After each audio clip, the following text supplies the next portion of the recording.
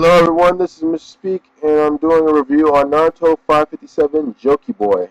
Now, we go back to the Mizukage, and he's activated some sort of weird technique that is not some sort of dust, but is actually a form of hail. I don't know exactly what it is, but this jutsu has created this weird looking clone that's apparently it builds up pressure and it explodes and it continues to do so until he deactivates the jutsu. Not that the clone itself couldn't fight, but that's basically its purpose, is to explode and continue to explode. However, as this is a clone that's trying to find his real body, which they do fairly quickly, and then they finally seemingly get the drop on him, but the clone interferes. They seal up Mizukage's body. However, again, the clone interferes before the jutsu is complete. And because of that, Mizukage is free somewhat. He's still trapped inside the jutsu, but his head's like poking out at the top of it. So, yeah, he's going to use the place as somewhat of a defensive shell or a hiding spot. He's not, unlike before, he's not helping them anymore. He says he's not. Well, actually, he says he is helping him, which kind of, I'll explain. He says he's not helping him like before when he was just telling him the weaknesses of the technique and stuff like that, but he is helping him by fighting them. And he says he's doing that because if he can't beat him, then he can't be the guy that's controlling him or anybody else. It seems to me that Mizukage has a little bit more awareness about who's doing it. I mean, at the same time, it's kind of weird because, after all, it's been shown not a lot of jutsu is needed. The only thing that you need is human sacrifice, I guess some parts from the deceased person, etc., etc. But in all, you get this really strong combatant that keeps coming back, and just will keep going. So I guess maybe he knows Kabuto's in control. Maybe they all knew. Then again, that's not explicitly stated. In any case, the clone is expanding. It's about to blow up. It blows up. And we see the smoke. Well, I guess you could. Yeah, the smoke, that the cloud dust disappears. And we see a giant sand shield brought up by Gar to protect everybody from the explosion. However, Gar got some of the damage. He doesn't look too bad, though, for getting all the damage, which kind of questions, if he really got all the damage or if the technique was really that strong. I mean, it seems to me like the main threat here is just the clone before it explodes. In any case, I used some kind. Gar's just doing really well. He's using his jutsus to combat him. And one thing notable, he hits the clone.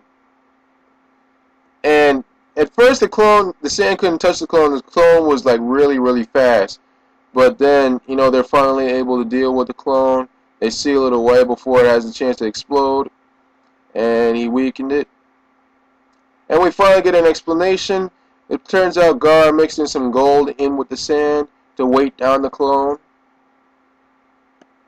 And then that's why the sand seemed so fast and was able to capture it.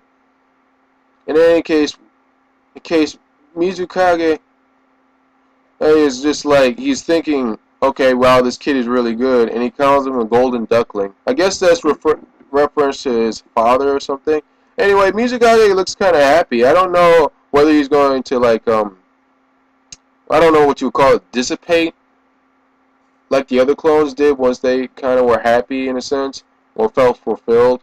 But, then again, Kabuto was said to have, put them on autopilot so they couldn't really, their emotions couldn't get in the way and stuff like that. Then again, Mizukage does appear to be fully, aware of his actions, and he was helping them before.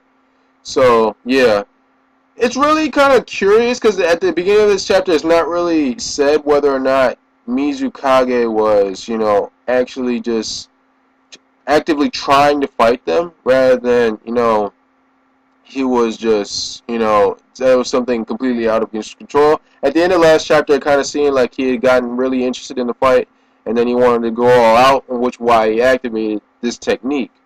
But at the same time, he does appear to still want them win. He just wants to make sure or that they're worthy enough to beat whoever is behind this or whatever. I don't know.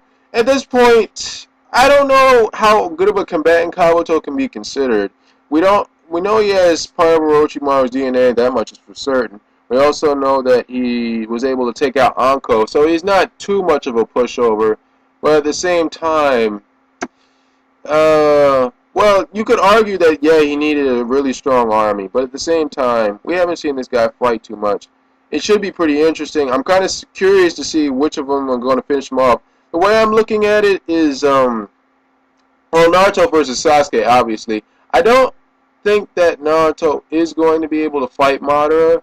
He could honestly fight Madara, but then again, when Sasuke comes along, he's really going to have nothing left. We all know Tail Beast mode, for the most part, is done for the moment, and he probably won't have much usage after this, you know, in a fight. And then if he uses up Sage mode against Madara, he's not going to have much left for Sasuke. In the sense of Kabuto, we don't know where he stands. I think people like the remaining people from the army are going to finish Kabuto off. Who exactly that's going to be, I can't really say at this time. You know, everybody seems kind of winded from these fights from these really tough opponents. So, yeah.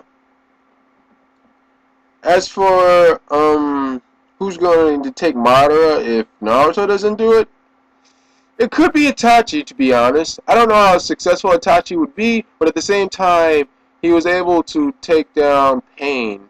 Well, Nagato. He was able to take down Nagato after Nagato had like recharged, and he was going all out, which is something to be said, even if it was kind of a surprise initially. So yeah. Yeah, this is where the chapter ends. Not really something eventful. Finally the fight with the Mizukage is over.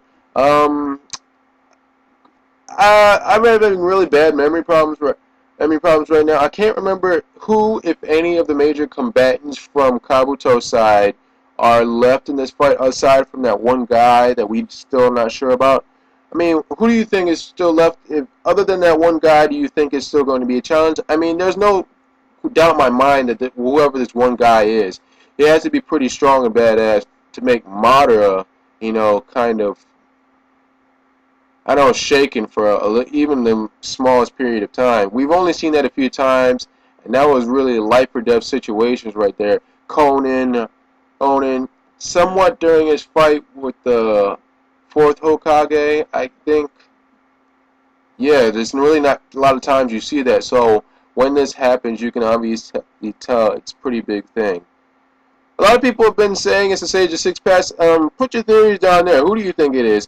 I definitely will vote for the Sage of Six Paths because, you know, pretty much all other of the major combatants haven't been able to shake Madara, even though Kabuto brought them back in mass, and these are pretty tough, damn tough guys and girls and whatever you want to call them. But at the same time, I don't know. Who do you think it is? Let's just put it like that. Anyway, I'm going to cut it off here. Really uneventful chapter. I kind of want to see more from Kishimoto just because he's really drawing these individual fights out, and that's not necessarily a bad thing. We get to see the various characters because I'll say before, and I said it before, and I'll say it again. Naruto vs Sasuke, once that's over and done with, the series is almost over. So it's kind of good to highlight these various characters. At the same time, I think these fights have been drawn on a little bit too long. So I don't know. A really uneventful chapter. The fight's over. That's pretty much it. Naruto appears to be heading to the fight, but that's yeah. Other than that, and the fight seemingly being over, there's nothing more to be said other than that. In any case, yeah, I'm gonna cut off here. This has been Mr. Speak, and I'm signing off.